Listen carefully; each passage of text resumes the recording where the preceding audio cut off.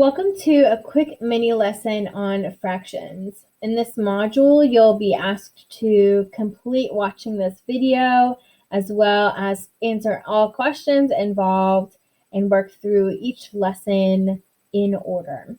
So let's start with an intro to fractions. Fractions can be thought of in one of two ways. The first way they can be thought of is a part out of a whole. This is probably how you were first taught about fractions, where we've cut up a pizza into some slices, and maybe you've just got three of those slices. So that is part out of the whole thing, right? So you've got 3 slices out of the 8 slices total, okay? That's the first way you were probably introduced to fractions. The second thing you can remember about fractions is that they do mean divide, okay? So sometimes you'll see it in algebra as x divided by 4. Sometimes you'll see 2x divided by 3. But that fraction bar means divide.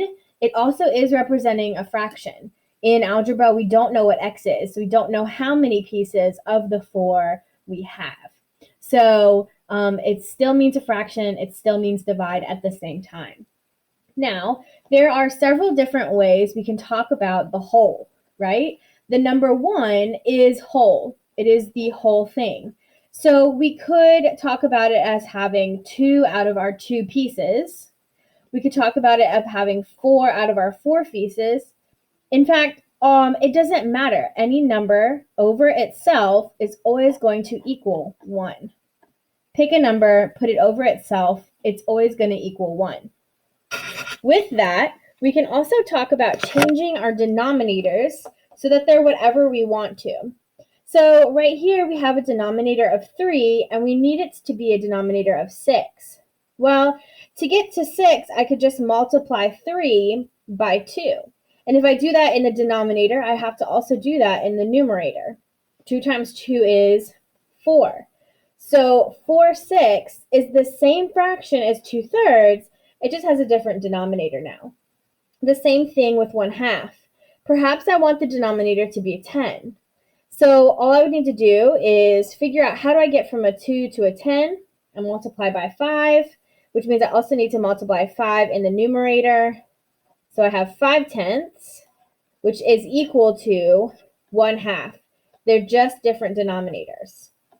I can also work backwards. I can reduce.